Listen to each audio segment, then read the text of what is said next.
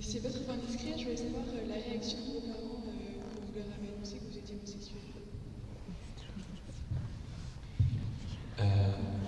Bon, ils ont pleuré. Hein.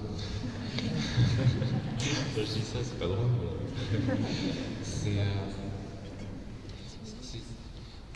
On met souvent la tristesse des parents face au coming out, on met ça sur le dos de leur orgueil, genre ils pensent qu'aux petits-enfants, ils pensent qu'à eux, ou alors ils pensent à l'image, ou qu'en dira-t-on. Moi je pense qu'ils ont raison de pleurer.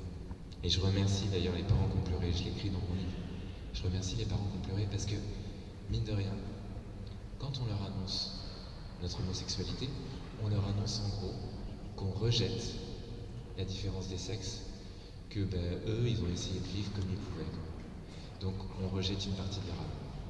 Et bien souvent, c'est pas pour des prunes si le coming out n'est pas fait aux deux parents en même temps. C'est souvent la mère qui est mise au courant et puis le père qui doit deviner tout seul parce qu'il est pris pour un gros con, quoi. Enfin, c'est ça, hein, non mais... Donc, il y a une violence quand on dit notre désir homosexuel parce qu'on dit en gros qu'on va rejeter la différence des sexes dont on est issu et que nos parents ont essayé de vivre dans l'amour comme ils pouvaient. Et puis aussi, après, les parents sont tristes parce qu'ils sentent qu'on va choisir un chemin d'amour qui n'est pas simple, qu'on va se priver du bonheur d'être parent aussi. Donc tout ça, ils l'entendent, alors peut-être que des fois ils sortent par maladresse parce qu'ils ne savent pas trop quoi dire, ils sortent des choses blessantes, mais ils entendent que notre désir homosexuel est une blessure. Et donc c'est jamais agréable de savoir que notre fils ou notre fille, il a pas su accueillir la différence des sexes et puis il a pas su, il a vécu des choses difficiles, quoi.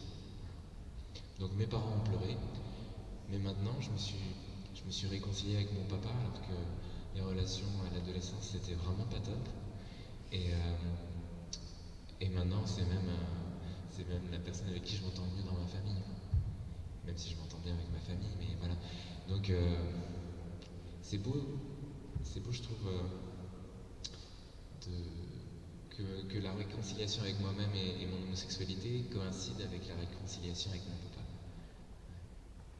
Mais voilà, alors là, bon, je l'ai eu ce matin au téléphone parce que je commence à être vraiment médiatique et mon père a vu sur internet, il a tapé Philippe Arigno, il est tombé sur un article d'un journaliste qui est d'une méchanceté avec moi. J'ai même pas lu l'article. Et papa, il était là, au téléphone, j'ai jamais vu pleurer, il était en train de pleurer. Et puis il t'a dit ça, et puis il t'a dit ça. Je fais, mais papa, si tu commences à lire ce qui se passe sur internet, mais arrête quoi, arrête. C'est pas la réalité. Et puis oui, une fois qu'on se donne, c'est vrai qu'on prend aussi le risque de se faire laminer. Donc arrête de regarder internet, c'est le réel qui compte avant tout. Il reste combien de temps là? Je sais pas trop. Ça y est, il reste plus rien. Bon, alors on va... Ah oui.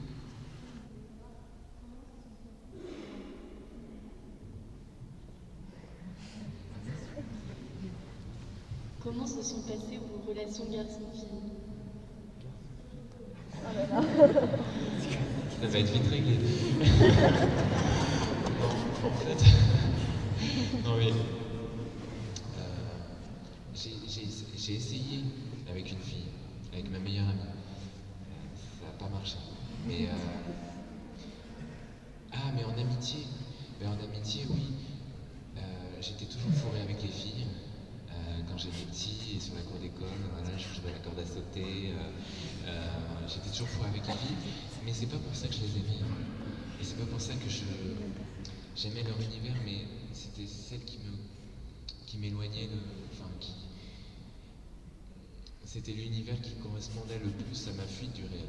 Mais c'est pas pour ça que je les aimais. Maintenant, en revanche, j'ai eu très peu d'amis au collège, à l'adolescence, au lycée. Et je crois que ceux qui m'ont connu au collège, ils doivent juste halluciner de ce que je suis devenu, quoi. Parce que je me suis quand même fait, pas tabasser, mais passer à tabac par tous les garçons de ma classe en 5e. Et j'étais pas le souffre-douleur pourtant de ma classe, mais là ils doivent halluciner de ce que je deviens. Mais maintenant, j'ai des amis, énormément d'amis, et des amis garçons aussi, alors qu'avant, l'amitié avec les garçons me faisait peur, je l'imaginais même pas.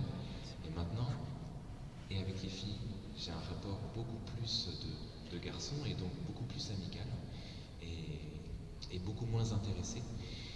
Et avec les garçons aussi. Donc l'homosexualité est le signe dans notre société d'une perte de vitesse de l'amitié. Parce que on ne pense qu'au cul. On érotise tout comme si, alors que ben voilà, on peut avoir des amitiés passionnelles et vous vivez une période de grandes amitiés. Pourquoi tout de suite tirer des plans sur la comète et imaginer que ça y est, je l'aime, on se calme, on se calme. Et donc laissez la place à l'amitié, quoi, et ne la gâchez pas par la pulsion et par des sentiments de merde, quoi. Non mais c'est vrai, donc laissez-vous la place à l'amitié, parce que notre société qui érotise tout à l'excès, finalement menace l'amitié, comme si tout d'un coup, parce qu'on s'entend bien avec quelqu'un, ça y est, il faut que ce soit le grand amour. Je crois que la plus belle relation d'amour qu'on peut vivre avec une personne de même sexe s'arrête à l'amitié. Je le crois et j'en suis même maintenant persuadé. Donc ne gâchez pas ça par la pulsion. C'est tout. Alors on va adorer le Seigneur parce que c'est quand même lui qui nous réunit et je laisse le micro. Alors je reste à la fin pour les questions. On se couche pas à 3h du matin, je vous le dis tout de suite. Parce que, voilà. Mais j'ai des livres aussi, j'en ai apporté quelques-uns. Je sais que vous n'avez pas de sous, mais bon, c'est 10 € et il y a tout ce que j'ai pas expliqué parce qu'en fait j'ai rien expliqué là ce soir. J'ai juste raconté ma vie, mais j'ai rien expliqué. Donc ceux qui ont envie de creuser, pareil, l'acheter, c'est pas faire son coming out, hein, c'est clair.